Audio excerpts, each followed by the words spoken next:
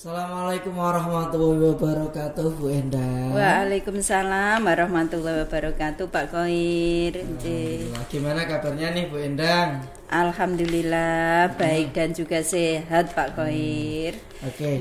Nah, Bu Endang, pertemuan kali ini nanti Bu Endang akan menjadi coach dan Pak Eko tentunya akan menjadi kuce dalam pembelajaran kucing kita kali ini. Tentunya Bu Endang harus mempersiapkan beberapa materi yang mungkin sudah dipelajari. Nah, yang pertama Bu Endang, apakah sudah mempelajari rubrik penilaian dalam percakapan kucing? Sampun, Pak. Sampun. Sudah saya download, sudah saya pelajari tentang Tirta, terus tentang 3 kompetensi itu pun juga sudah, Pak. Insya Allah sudah langkah-langkah Tirta sampun. Iya. Bagus. Nah, yang berikutnya Bu Endang, ada 3 kompetensi kucing ya Bu Endang. Tentunya apa itu 3 kompetensi kucing ya Bu Endang yang sudah Bu Endang pelajari? Ya, 3 kompetensi kucing itu di situ yang pertama adalah present atau istilahnya kehadiran penuh ya Pak ya. Kemudian mendengarkan dengan rasa. Yang ketiga adalah mengajukan pertanyaan yang berbobot. Tentunya dengan menggunakan alur Tirta ya Bu Endang. Iya, dengan menggunakan alur Tirta. Betul. Nah, secara spesifik nih Bu Endang, apa yang ingin dikembangkan dari 3 kompetensi itu? Salah satu aja Bu Endang. Iya, secara spesifik itu ada pada kehadiran penuh Pak, sama mengajukan pertanyaan yang berbobot. Nah, apa harapan nih Bu Endang setelah melakukan kucing kali ini nanti? Iya, harapan saya nanti kehadiran penuh itu yang saya harapkan. Kemudian bisa untuk istilahnya mengajukan pertanyaan-pertanyaan yang berbobot agar nanti segala problem atau masalah itu ada solusi yang terbaik, Pak. Oke, berarti bisa fokus pada kucing ya Bu Endang ya. Iya. Oke, nah setelah ini kita akan coba pembelajaran kucing. Nah, apakah sudah siap Bu Endang? Insya Allah siap Pak Khoir. Oke, terima kasih. Saya kira wassalamualaikum warahmatullahi wabarakatuh. Waalaikumsalam warahmatullahi wabarakatuh.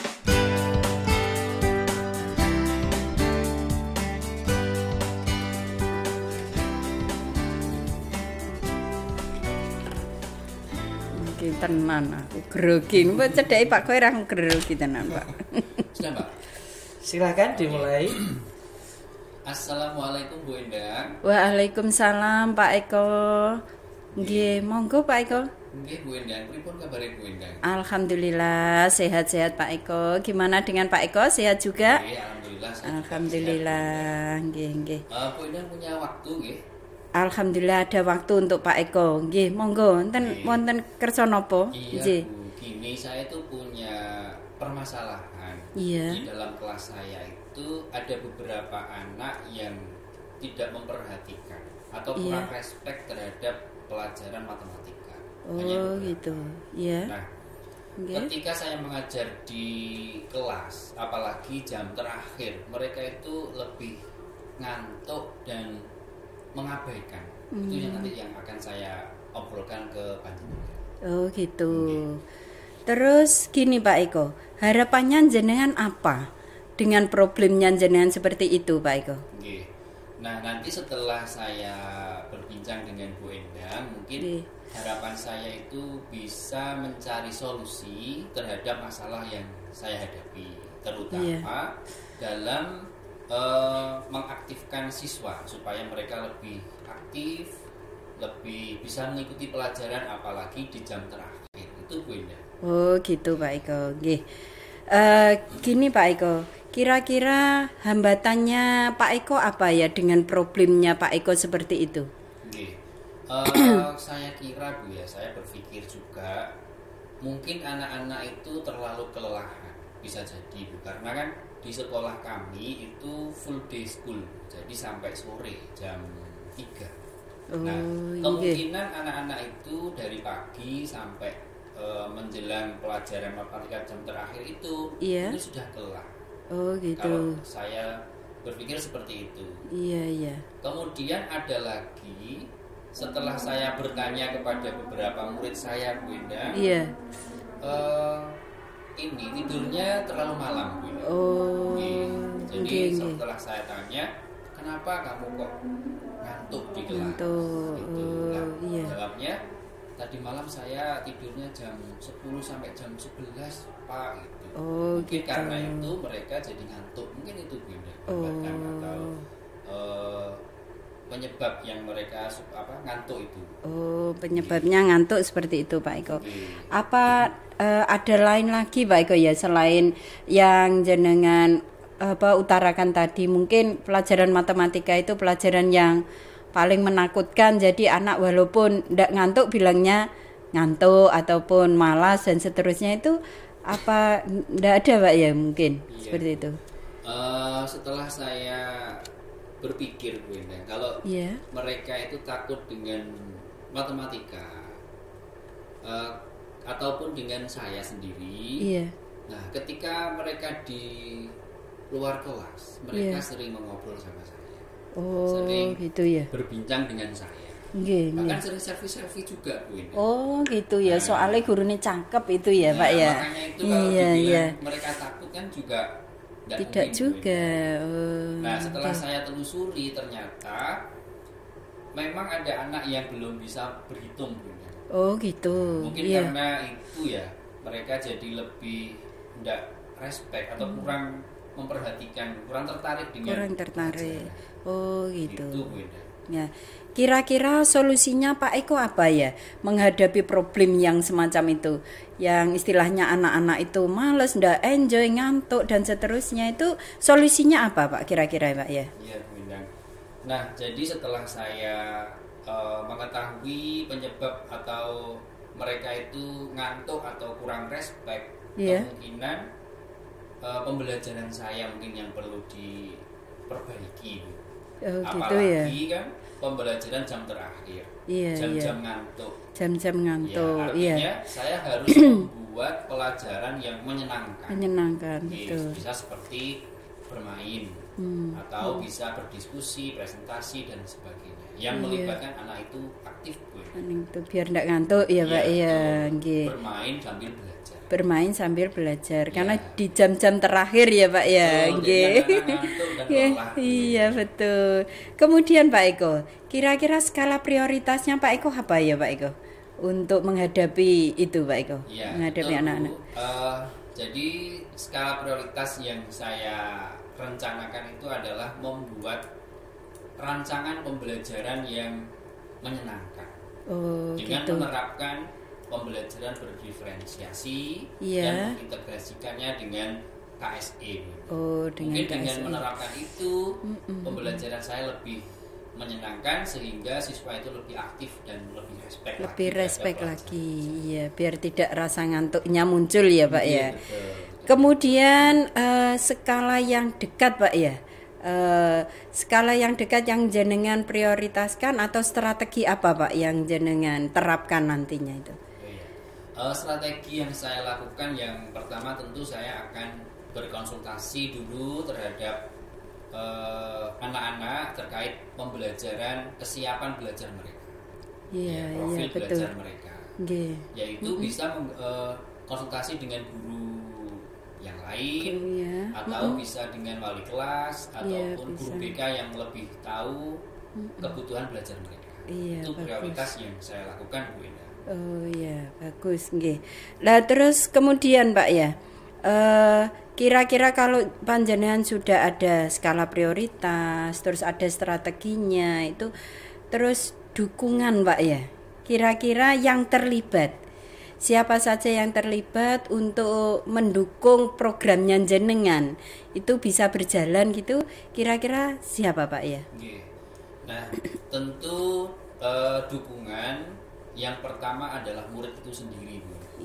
Jadi karena murid kan langsung berhadapan dengan saya, langsung komunikasi dengan saya, artinya murid itu yang mendukung penuh saya untuk melakukan pembelajaran yang menyenangkan. Selain murid juga wali kelas, karena kita bisa konsultasi kesiapan belajar anak, guru BK maupun guru-guru yang lain. Saya kira itu, Bu. Iya, bagus, sudah stepnya jenengan sudah muncul, sudah bagus Pak ya. Jadi gitu. Dari sini Pak Eko bisa menyimpulkan.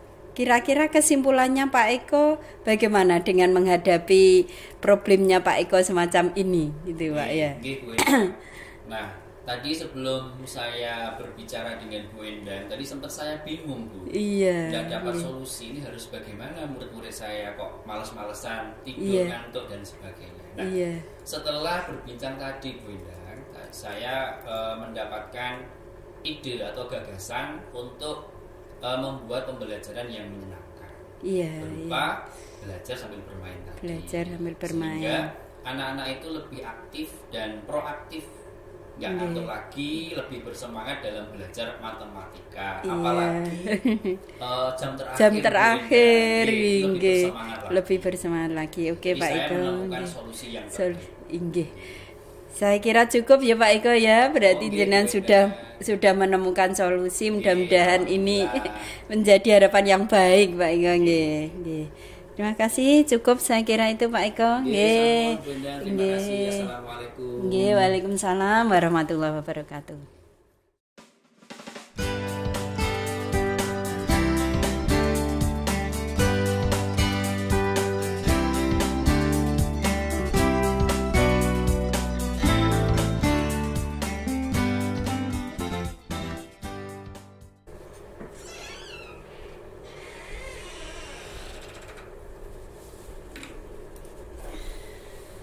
Alhamdulillahirabbil alamin. Bu Endang tadi sudah melakukan coaching dengan baik ya Bu Endang.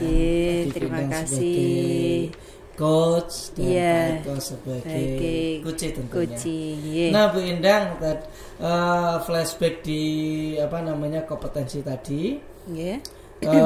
Terkait kompetensi percakapan kucing ya Bu Endang, yaitu ada 3 ya, yaitu yang pertama adalah present, kehadiran penuh, mendengarkan secara aktif, dan yang ketiga adalah mengajukan pertanyaan yang berbobot. Nah, setelah mengikuti alur tirta Bu Endang, yaitu tentang tujuan, tentang identifikasi, rencana aksi dan tanggung jawab ya Bu Endang.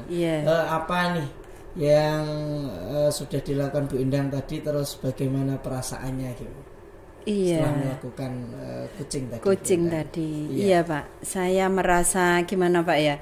Saya merasa ada penyegaran yang luar biasa Pak. Ya, ada pencerahan yang luar biasa. Ternyata dari coaching yang dilakukan kita ini ternyata membuahkan hasil yang luar biasa. Sehingga dari sini sangat bisa membantu untuk menyelesaikan masalah baik itu dari kehadiran yang penuh bisa diterapkan betul Kemudian di sini pertanyaan atau mengajukan pertanyaan-pertanyaan yang berbobot yang luar biasa sehingga dari sini memberikan suatu solusi agar permasalahan ini bisa terselesaikan dengan baik dan pencerahannya yang luar biasa Pak Khoir yang saya dapatkan di sini. Yang menjadi indikator tercapaian Bu Endang apa nih yang diinginkan?